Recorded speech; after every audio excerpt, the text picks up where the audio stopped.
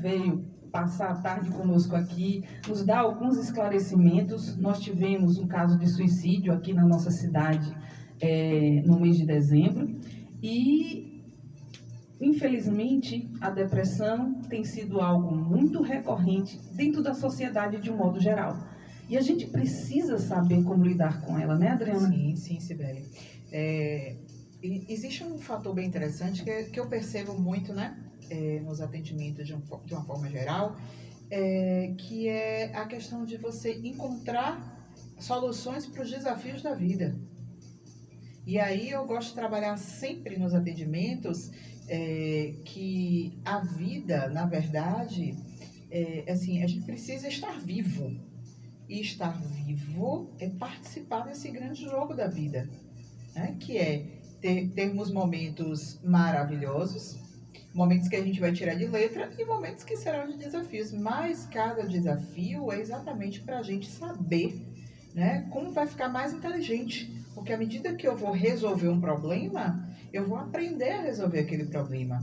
E lembrando que a gente não está sozinho para resolver problemas, né? Temos pessoas ao nosso redor que podem nos auxiliar, profissionais, familiares, amigos, colegas, conhecidos, né? Profissionais de diversas áreas.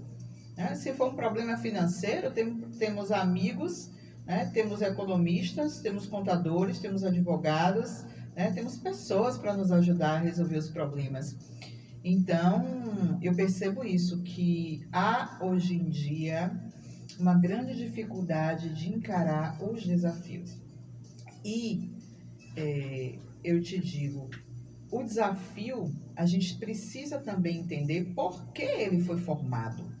Porque muitas vezes ele chegou para a gente e não foi sobre a nossa tutela.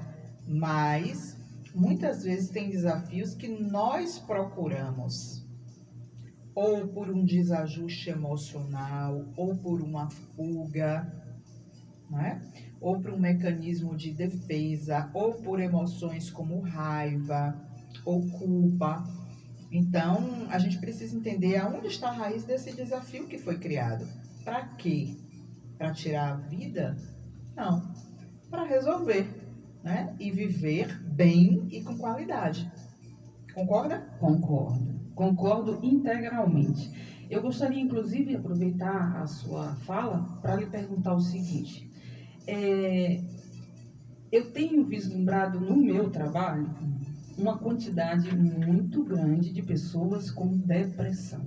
Sim. Pessoas prostradas, pessoas sem um equilíbrio para decidir, para resolver, para se direcionar.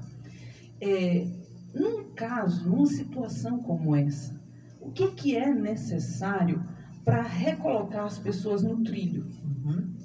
Veja só, você já reparou o que faz a pessoa estar dessa maneira, como você colocou?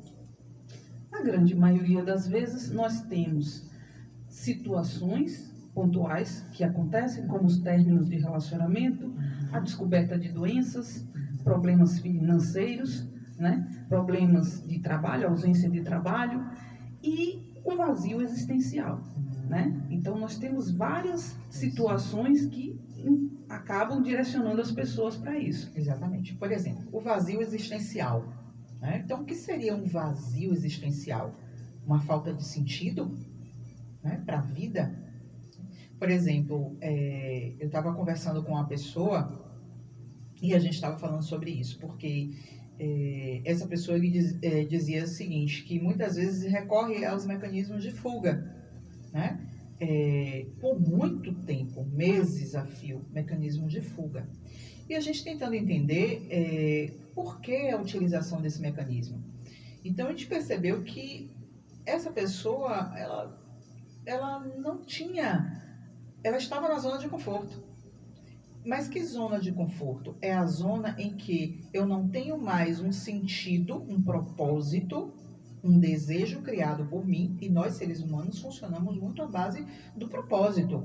Que propósito eu tenho para acordar, para trabalhar? Qual meta, qual objetivo eu tenho?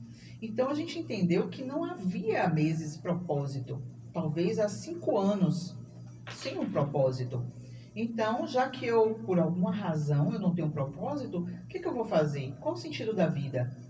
Bom, eu preciso de um sentido básico: comer, acordar, pagar as contas. Só que comer, acordar e pagar as contas, não é? É o básico do básico. E ninguém vai sustentar, né, esse prazer por muito tempo só isso. A gente precisa de muito mais, né? São as necessidades básicas. Então a gente percebeu que está nesse processo de necessidade básica só trabalhar para pagar as contas, acordar sem propósito, chegar em casa para arrumar a casa depois de um dia de trabalho, não tem feito as pessoas felizes, né? Então, muitas vezes é um lugar que a pessoa mesmo se coloca, porque não está buscando dentro de si a verdadeira identidade consigo mesmo, a aceitação de si, né? Saber o que deseja, o que quer, né? Ir atrás dos seus próprios sonhos, construir os seus sonhos, que sonhos não se constroem para serem desenvolvidos de um dia para a noite. Às vezes a gente leva muitos meses, às vezes anos para construir os nossos sonhos, não é isso? Mas a gente vai chegando às pequenas metas.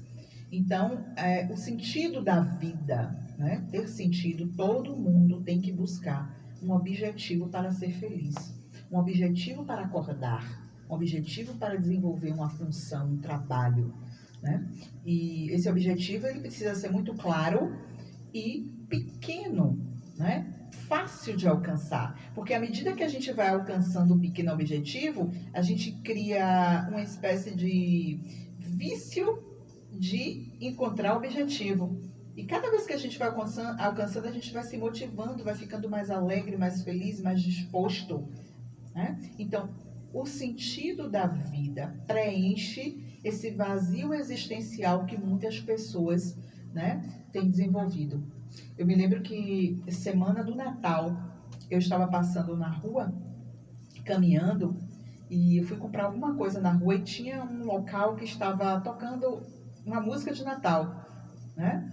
E essa música de Natal é tipo assim, então é Natal, o que você fez? O ano termina. E aí ia passando uma mulher, ela devia ter uma faixa de idade de 40 anos, com a criança. E aí ela passou ouvindo a música, eu passei do lado dela e ela falou para ela mesma, em voz alta. E eu estava do lado e eu vi. O que você fez? Minha vida tá uma droga.